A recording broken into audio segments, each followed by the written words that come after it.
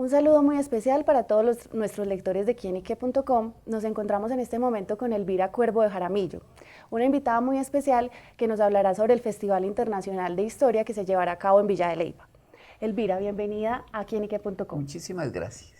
Bueno, Elvira, en esta conversación queremos abordar diversas temáticas sobre su vida y su trayectoria. Estuve averiguando y me dijeron que usted se autodenomina bogoteña. Cuéntenos un poquito por qué esta denominación. Bueno, yo soy bogotana de nacimiento y quisiera que todos los colombianos, miles de colombianos que viven en Bogotá, se sintieran bogotanos. Pero como eso no es posible, propuse hace muchos años que nos llamáramos todos como tú antioqueña, el caleño, que vive aquí hace 30, 40, 50 años, nos llamáramos bogoteños. Esta es una ciudad que ha pasado por unas etapas muy duras y creo que en este momento estamos viviendo una vida realmente caótica en Bogotá porque la gente no la quiere.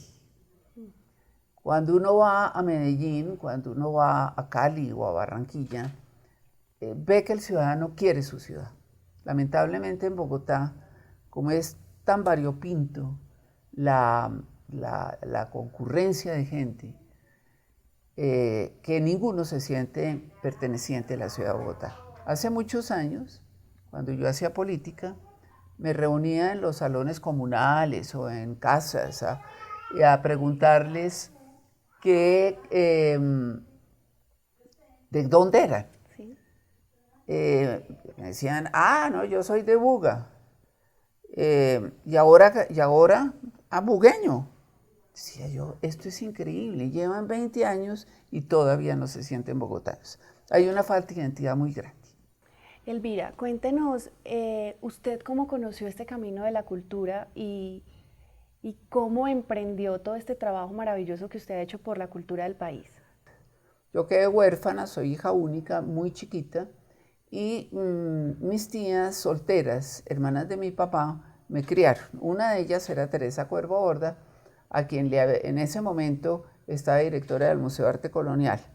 De hecho, yo aprendí a caminar dándole vueltas al mono de la pila que preside ese patio divino del Museo de Arte Colonial. Posteriormente a Teresa la nombraron directora de un museo inexistente que era el Museo Nacional de Colombia.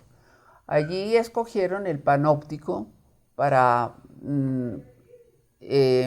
convertirlo, esa cárcel, en museo. Un edificio absolutamente magnífico, un patrimonio único que hay en Colombia. Y poco a poco, desde 1946 hasta 1948, se hicieron las obras, el montaje del museo, y se inauguraba justamente para la Conferencia Panamericana que se celebraba en los primeros días del mes de abril de 1948. Uno de los actos principales de esa conferencia panamericana era la inauguración del museo justamente el 9 de abril de 1948. Y esa es una historia pues apasionante. Yo tenía en ese momento 7 años y pues me tocó vivir el Bogotazo, pero esa es otra historia. Es otra historia que ahorita más adelante nos vas a contar. Sí. Elvira, yo leí un titular y me pareció muy sorprendente, donde decía que usted no fue bachiller, pero fue directora del museo, incluso llegó a la ONU y fue embajadora de Colombia ante la ONU. Cuénteme, ¿cómo es eso de que usted no fue bachiller o si fue, qué ocurrió ahí? Esa es una historia también muy divertida. Las mujeres en ese momento solamente aspirábamos a ser secretarias de un gran ejecutivo. Yo pertenezco a una generación que llamo sándwich, en que unas mujeres no hacían nada, pero absolutamente nada, sino, como decía Alberto Lleras Camargo, la dialéctica de los peroles y de los pañales. Y otras mujeres que empezamos a ver, ya cuando criamos los hijos y cuando ya se fueron al colegio, que había otro mundo. Yo no me había graduado, porque yo de bachiller, no me había graduado de bachiller, porque mi tía Teresa, primero porque me casé, y segundo porque Teresa y mis tías me decían que no, que eso de hacer carrera no, que yo lo que tenía que ser era una muy buena ama de casa. Y lo fui. Me casé muy joven, a los 18 años, y vivo todavía con el mismo, porque soy conservadora, a mí me gusta conservar todo lo bueno, desechar lo malo, pero conservar lo bueno. Pero entonces eso me impidió estudiar. Pero sé un montón de cosas gracias a los libros. Desde muy chiquita cogía los libros, sobre todo los que estaban arriba en la biblioteca, que me decían que esos no se podían leer. Y me metí entre la cama a los 8 años con una linterna a leer. Y la lectura, más esa cultura propia de mi casa, me dio un conocimiento invaluable. Un conocimiento que he ido aumentando poco a poco gracias a la lectura, a la gente que me rodea y a esa crianza que me dieron mis tías, que fue absolutamente maravillosa. Volviendo un poquito y retrocediéndonos a nuestra conversación sobre el Bogotazo, ese momento trascendental para la vida del país, ¿cuál es esa relación suya con la historia? Para meternos de nuevo ahorita con el Festival Internacional de Historia, usted fue testigo con todos los 7 años del Bogotazo, pero también tuvo oportunidad de estar en momentos trascendentales en el mundo, como la muerte de Kennedy y otros hechos más. Cuéntenos un poco sobre eso, esa relación suya estrecha con la historia. Bueno, primero que todo, cuando nace uno en una familia que tiene una gran tradición, lo meten y se mete uno al terreno de la historia, de quiénes eran estos personajes, de qué hacían. Y ese es un camino interesantísimo. A mí me encantaba la historia y me encanta la historia. Y ya no leo, sino algo que me deje un conocimiento. El 9 de abril era día cívico en Bogotá, entonces no había colegios, porque era el gran día de la conferencia panamericana, que iban a suceder montones de cosas, y esa noche se inauguraba el Museo Nacional de Colombia con el presidente Mariano Ospina, el general Marshall, que estaba aquí en Colombia, y todos los delegados de la conferencia panamericana. Cuando a la 1 de la tarde recuerdo que mi papá subió las escaleras diciendo: acaban de matar a Gaitán. Eso fue una verdadera y total tragedia, porque de un momento a otro quedó el museo desocupado, no había nadie, ni los policías, ni los obreros, ni nadie. Y nos quedamos solos, atrapados allá, unas 10, 12 personas. Y yo me acuerdo una cosa que no se me olvidará nunca, el cielo completamente rojo de los incendios, la gente con pañuelos rojos en la cabeza, los camiones llenos de gente con machetes, serruchos, todo. Y mi papá sobre las 5, y diluviaba, afortunadamente llovió ese día, sobre las 5 o 6 de la tarde nos dijo: ya es hora de salir. Nos fuimos a pie, una cosa un poco bastante dolorosa, que era que tenía uno que pasar por encima de uno que otro muerto. Papá me llevaba alzada y nos fuimos a la avenida Caracas con calle 34 y ahí nos refugiamos durante esa noche. A la madrugada nos vinimos para nuestra casa, que era en la calle 73. Son momentos de la vida históricos que uno no se le puede olvidar. Y después hice unos años de política y ahí tiene uno que aprender mucho del país, de cómo fue la convención de Río Negro, la convención de Cúcuta, y se mete uno en la historia del país, que es absolutamente interesante, dramática, y que en algún momento tiene que cambiar. Y esa historia está muy relacionada con su historia personal y familiar. Estuve leyendo y decían que usted tiene relación con Rafael Uribe Uribe. Mi mamá, eso es una cosa curiosísima, porque como mi mamá murió tan joven y yo tan chiquita, nunca averigüé muy bien. Y un día el presidente Uribe me dijo: usted es Cuervo Uribe, ¿no, Elvira? Le dije: sí. ¿Y de qué Uribe son? Bueno, me vine aterrada de no saber. Me vine aquí para la casa y un tío de Rafael Uribe Uribe era don Heraclio Uribe Uribe, casado con doña Rita Uribe. De tal manera que es la rama de mi familia tiene 3 o 4 veces el Uribe detrás. Es decir, de milagro no tenemos cola de marranito o somos de camisa de fuerza. Los Uribe siempre nos han dicho que eso no es un apellido, sino una enfermedad. Bueno, sigamos con el tema de la historia, Elvira. Cuéntenos un poco sobre su participación en el Festival Internacional de Historia y por qué es tan importante que este evento se realice en Villa de Leyva y que las personas de verdad asistan y se reúnan este fin de semana para estar presentes en este gran evento. Bueno, mira, la gran preocupación que tenemos muchos colombianos es que no se vuelve a enseñar historia. En 1984, por una recomendación de la UNESCO, el gobierno colombiano resolvió unir las 3 materias, Sí. especialmente en el sector público, ciencias, geografía e historia. Y hay mayor énfasis en las escuelas públicas. Yo fui secretaria de Educación de Cundinamarca y me interesa muchísimo la educación pública, en que las 3 materias el cuerpo docente prefiere más las ciencias que enseñar geografía o historia. A mí me preocupa enormemente porque yo veo que los jóvenes y los niños no tienen ni siquiera localización geográfica. No saben dónde queda Europa, no saben dónde queda Armenia, no saben dónde queda la costa Caribe, no saben dónde queda la costa Pacífico, lo cual es aterrador. Bueno, entonces esa ha sido una preocupación que tenemos, pero durante el gobierno de Gaviria, ahí sí la eliminaron completamente, la historia.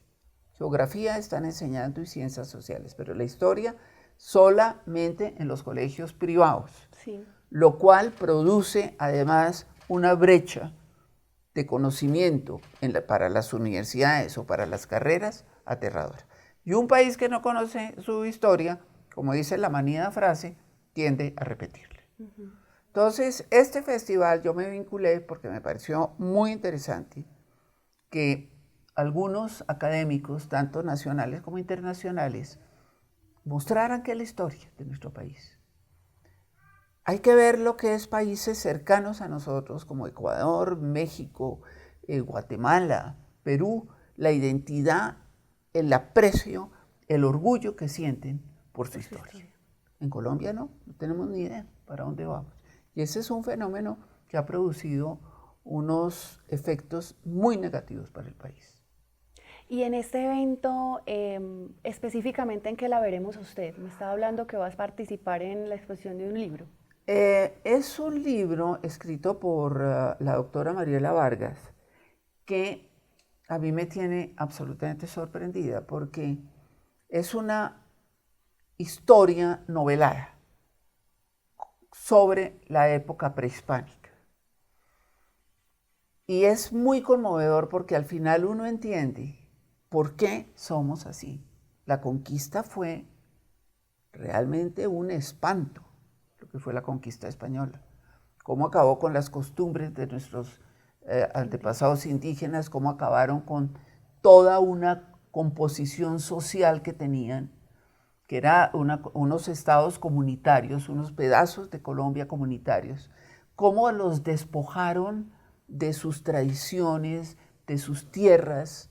Es decir, ahí uno entiende por qué no hemos podido tener paz. Porque esta mezcla del blanco y del pasado indígena, y últimamente, pues, hace 200 años de los afros, no hemos podido convivir juntos. Hay un resentimiento, hay una digamos, malicia, una desconfianza en el otro, que yo creo que viene desde esa época prehispánica. Bueno, Elvira. No prehispánica, sino en la conquista, de la Claro. conquista. Este libro se trata de eso. ¿Y la conferencia será cuándo? ¿Tiene la fecha en la El memoria? sábado a las 10 de la mañana. Entonces todos No, invitados. perdóname, el sábado a las 4 de la tarde. Todos están invitados porque ahí se aprende mucho de antes de la maravilla que debió ser esas comunidades indígenas antes de que llegaran los conquistadores. Bueno, yo quiero devolverme un poquito más sobre su vida y ahorita antes de iniciar esta entrevista usted nos estaba presentando a su bisnieta. Cuénteme un poquito más sobre su círculo familiar. Usted tuvo 4 hijos, si no estoy mal, y ahora ¿cuántos bisnietos tiene? ¿Viene uno No, en no, no. camino? A ver, el problema de uno cuando es hijo único, criado por 3 tías. Fui la chiquita de una cantidad de primos hermanos, pero todos me llevan 30 años. Entonces me crié muy, muy sola. Por eso de pronto fue que me volqué en los libros. Claro. Y no tenía con quién jugar ni nada, sino yo leía desde... Mi papá me enseñó a leer, yo creo que a los 5 años yo entré al colegio ya sabiendo leer divinamente. Entonces empecé a tener hijos muy rápidamente, pero muy rápidamente, es decir, al año de casada ya había nacido Lina, al otro año estaba María Elvira, a los 3 años nació Cristina, y a los 7 años de casada cerré las matrículas. 4 hijos y cerramos las matrículas. ¿Todas niñas? No, Eduardo, cayó en el Eduardo, último. sí. Bueno, entonces estos niños se han convertido en mi vida, mis hijos, ya son todos vejetes. Y ellos tienen sus hijos, que son 9 nietos, los que tengo ahora, también cerradas las matrículas en el tema de nietos. De los nietos. Ya todos son grandes y todos, y absolutamente maravillosos, ninguno nos ha defraudado ni decepcionado. Y ahora viene la etapa de los bisnietos. Y ahí ustedes vieron esa divinidad que parece un bebelloso. Y bueno, y si a los nietos se les malcría a los bisnietos. Peor. Peor, a mí que no me pongan ni a sonar narices, ni a dar remedios, y que no me digan que no les dé chocolate, sino que no me los traigan, no me los lleven a la finca. Ellos que hagan lo que se les dé la gana. Mis nietos, uno educa a los hijos, a los nietos los maleduca, y a los bisnietos triple. Elvira, usted es una mujer que ha transitado por diferentes cargos, digamos, en el Estado y ha representado diferentes roles de la mujer. ¿Cómo le ha ido a usted siendo una mujer metida entre un montón de cuartos de hombres y más en una época en la que era más difícil para la mujer estar en esas Pues posiciones? mira, cuando yo llegué al Congreso de la República, que era mi gran aspiración, porque yo quería ser congresista, mi papá me dijo, con esa manera de discutir usted va a llegar al Congreso, porque siempre polemizaba. Y llegué al Congreso y me supo a cacho. ¿Por qué? Ay, porque era la época ya era la época de Pablo Escobar y de una reforma constitucional magnífica que presentó Virgilio Barco, que fue un presidente muy sectario contra el Partido Conservador, pero le aprobamos su reforma constitucional y de pronto se mete Pablo Escobar a amenazar al Congreso, a la Comisión Primera a la que yo pertenecía, para que no se aprobara la extradición. Ahí porque sabían bien el nombre de mis hijos y de todo, me mandó un emisario a decirme que tenía que recibir una plata y si no que algo me pasaba. Entonces le dije al ministro de Gobierno, que era Carlos Lemos, me retiro de la Comisión Primera, me retiro del Congreso y me retiro de la política. No vuelvo. Pero esa etapa fue muy interesante porque me permitió conocer el país, hacer cosas. Ahí hay un colegio en La Calera que hice yo, un jardín infantil, como secretaria de Educación de Cundinamarca hice montones de cosas, fui directora de Bienestar Social de Bogotá, que ahí tuve el primer choque de ver cosas que nunca había conocido, que fue muy duro, muy, muy duro. Ese choque con la tragedia, con el abandono, me dio muy duro. Era tanto que de un día Eduardo, mi marido, me dijo, o cierras el switch cuando llegues a la casa o no vas a poder seguir. Y tenía toda la razón. Yo no podía llegar con el problema de la niñita que tenía amarrada en una cama, ¿no? Y traerlo para acá, por ningún motivo. Por ejemplo, un día me llamaron y me dijeron, nos acabamos de encontrar una niña que no ha salido en toda su vida debajo de una mesa. La niña era ciega, porque no había visto la luz nunca. Bueno, son cosas que lo dejan a uno marcado de por vida y Eduardo me dijo, no, aquí no traes esos problemas porque vas a afectar a los muchachos, a los niños.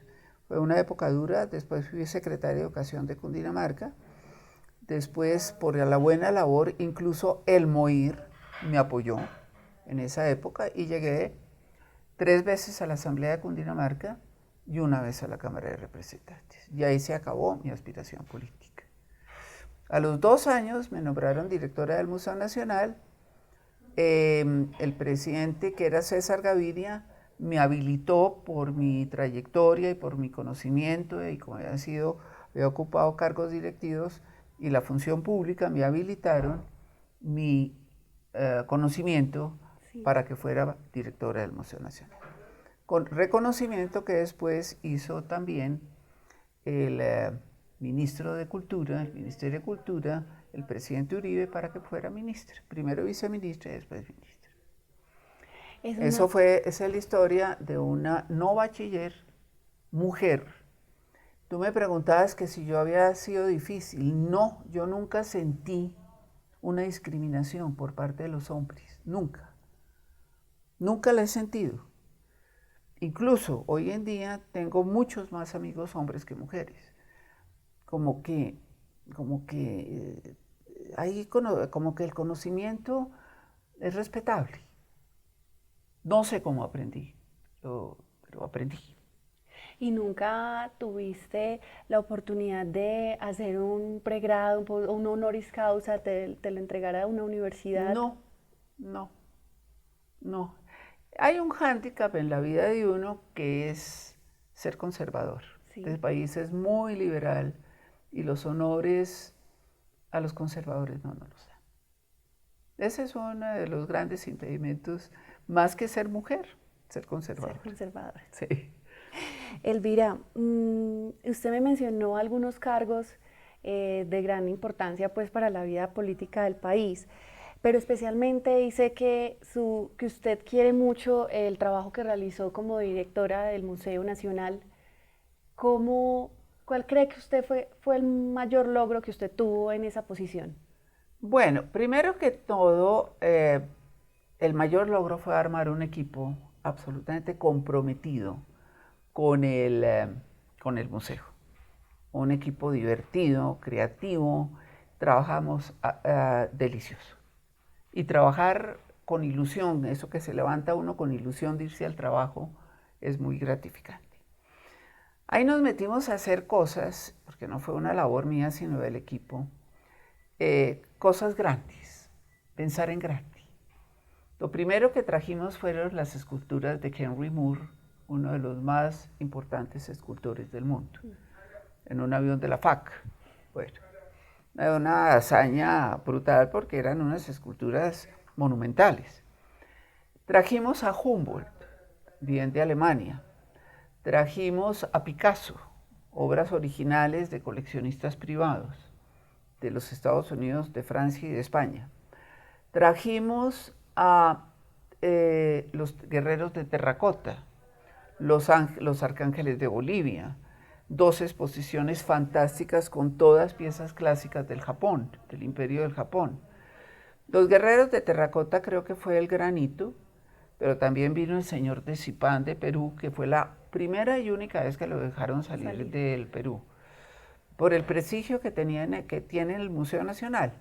No, es decir, les quiero contar que esa época fue maravillosa, muchísima gestión.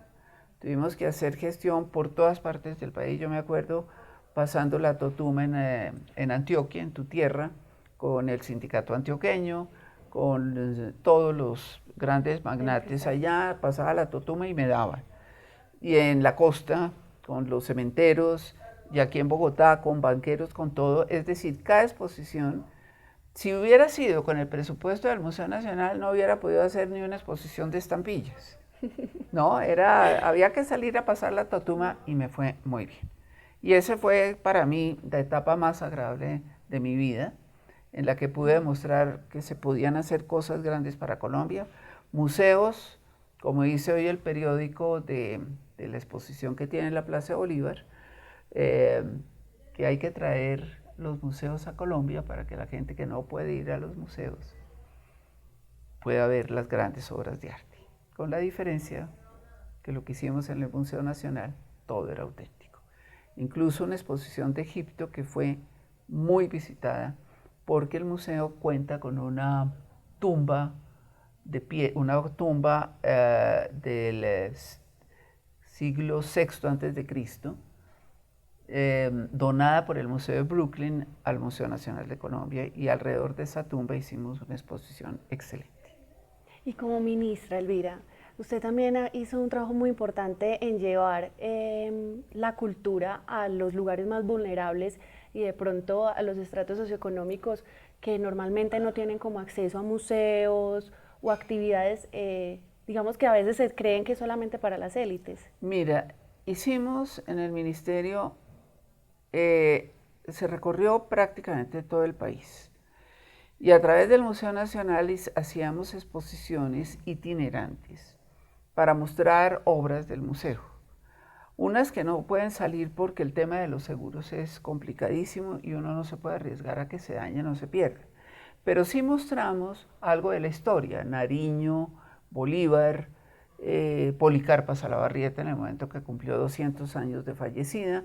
Hicimos una labor muy bonita y yo fui personalmente a muchísimos sitios y conocí mi país de una forma fantástica, los Palenques, San Basilio, maravilloso. Fue una época muy, muy interesante, consejos comunales todos los sábados, entonces eso no era fácil, y como fueron 2 años con el lema de trabajar, trabajar y trabajar, a las 2 de la mañana recibíamos llamadas del presidente Uribe para averiguar datos y que fueran precisos y concisos.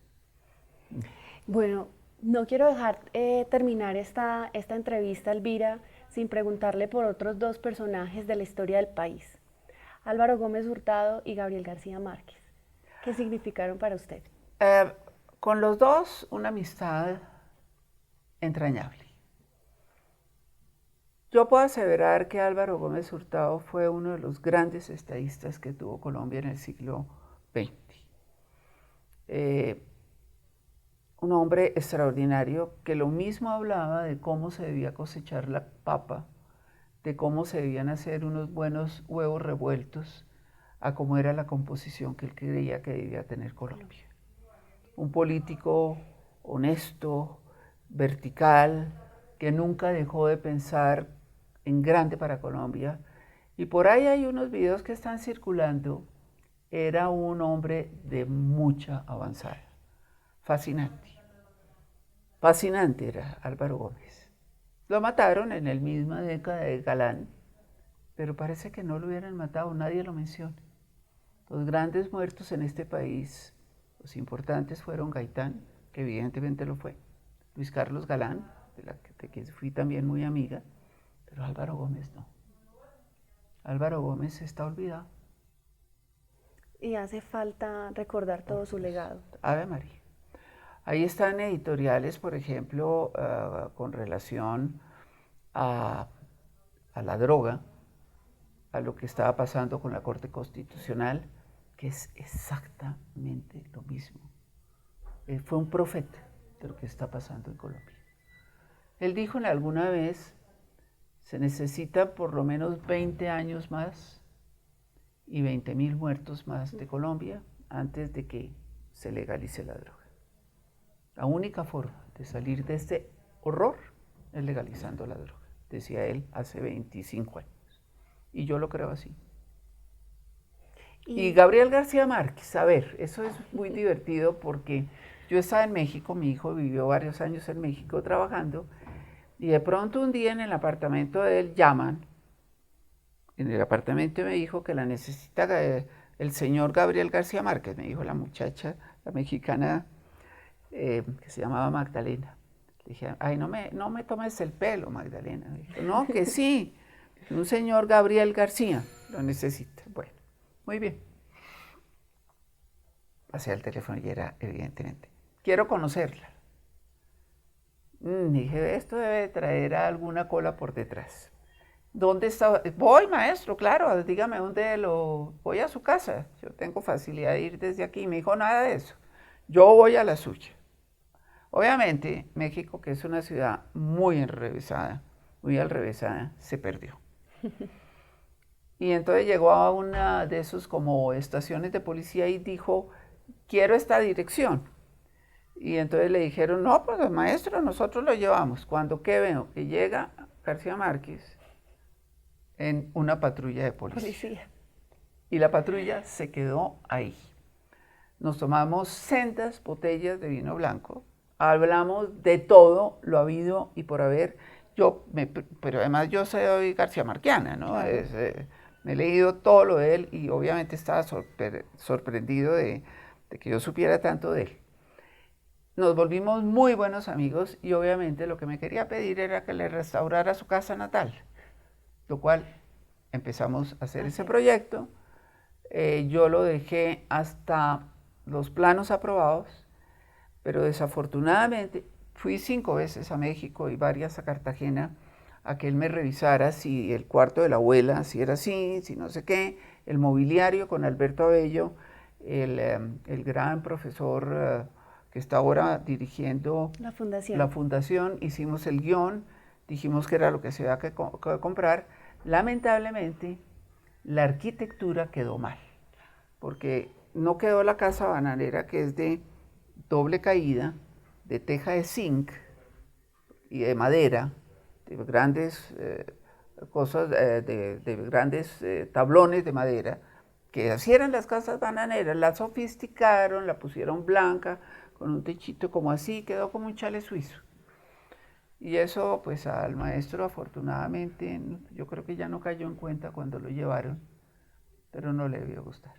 Claro. Él quería su casa, pobre, como la conocí yo cuando estaba muy joven, como en el año 67 o 66, Eduardo y yo con los chiquitos nos fuimos a conocer la casa de García Márquez en carro, y era una cosa absolutamente humilde y sencilla, la elegantizaron.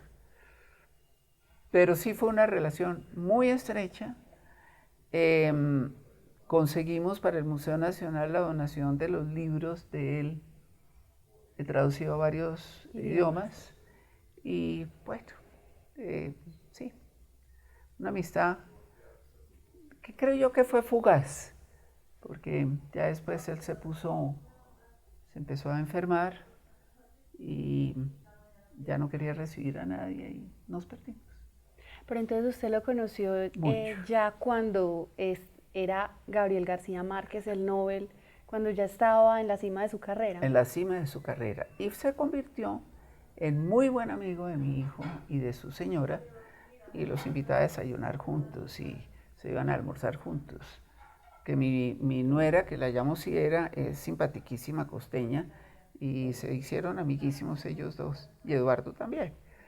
¿Y cree usted que la figura de Gabriel García Márquez algún día se va a trascender? Porque yo siento que muchos escritores, por su gran relevancia, han copiado su estilo o han seguido su estilo narrativo, y eso a veces impide que salgan otras creatividades y otras formas de contar las historias. Evidentemente, la literatura de García Márquez ha tenido un impacto. Nosotros en el Caro y Cuervo tenemos un concurso de cuento y uno ve en la gran mayoría que si hay unas ganas, unas intenciones de imitarlo, pero también hay cosas nuevas, muy buenas. La gran labor de García Márquez fue que despertó en los colombianos la necesidad de escribir y de leer. Y hay escritores jóvenes fantásticos, inspirados a veces en García Márquez y a veces no, pero sí por lo menos hizo que la gente empezara a decir, aquí hay una oportunidad de ser famoso. Elvira, no, muchísimas gracias. Una última pregunta. ¿Cuál es el reto que tiene Colombia? En este momento estamos iniciando un nuevo gobierno. ¿Cuál es el reto que tiene Colombia en tema de cultura? Déjame decirte primero en el tema político. Si no nos unimos en una misma causa, si no creamos una nación colombiana, este país no va a tener futuro. Y ahí hay un tema que es la cultura, es respetar lo que somos los colombianos, respetar nuestra identidad, crear, cada vez hacerla mejor.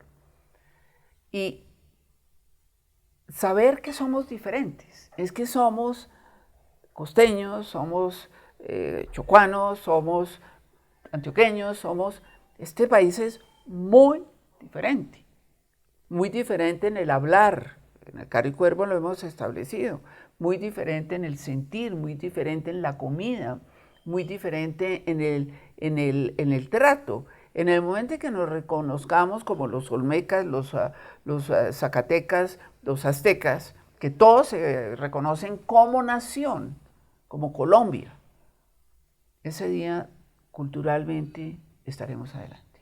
Y ese es un tema cultural.